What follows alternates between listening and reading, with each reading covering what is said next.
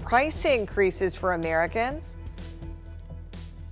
But first, we do have breaking news this morning. Some very determined criminals plowed a hole directly into the side of a building on Detroit's east side. And 7 News Detroit reporter Brittany Tulis is joining us live on the scene to walk us through that damage. Brittany, what have you found? Yeah, Alicia, Keenan, I talked with the owner of Jazz Cannabis Club just a few minutes ago. We're right in the back of that club. He says around 4 o'clock this morning, he got an alert from his alarm company that an SUV and a U-Haul van were on property, and they're not supposed to be. He called DPD, and within minutes, police got here. But in those minutes, those thieves were able to do this. Take a look. They ran the U-Haul into the back of this building, not once, but twice, creating these 2 holes. This hole, you can see right into the building. I'm going to cut across your screen here. You can see right in, and the owner says since this is a dispensary, you have to treat it like a jewelry store. You can see there's no product, no nothing around. Everything is vaulted, so these thieves did not get away with anything.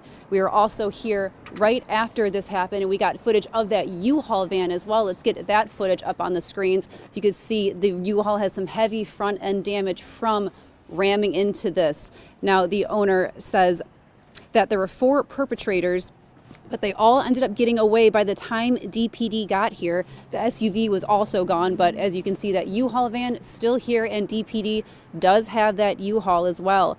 Now, when we talk to him, he says these holes are going to be tough to repair, and this is also not the first time he's repaired a hole in the wall here. He's been attempted to break in twice now. Just take a listen to what he has to say about his frustrations of having to deal with this just again. It's pretty frustrating. We're all, trying to make it. The economy's pretty rough right now.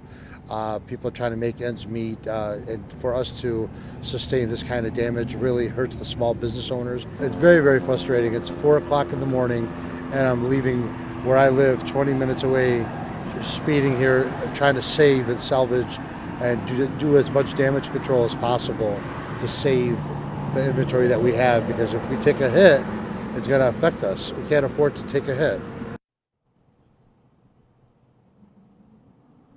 And George says they reopened this business about 8 months ago, and that other attempted break-in was about a month ago, and you can still see evidence of that here. They used a sledgehammer that time, and all this new brick is the replacement from the hole that those attempted thieves broke into last time. Now, he says he believes these are the same people, but DPD has not gotten back to me to give me any information. I did reach out to them, but if you have any information on who may have done this, give them a call or report an anonymous tip to Crime Stoppers. You can find those numbers right on our website. But for now, live on Detroit's West Side, I'm Brittany Tulis for 7 News Detroit This Morning. Yeah, you can hear his frustration about the repeated break-ins in his business. What's believed to be the same people going to the same dispensary, trying to break in at the same spot.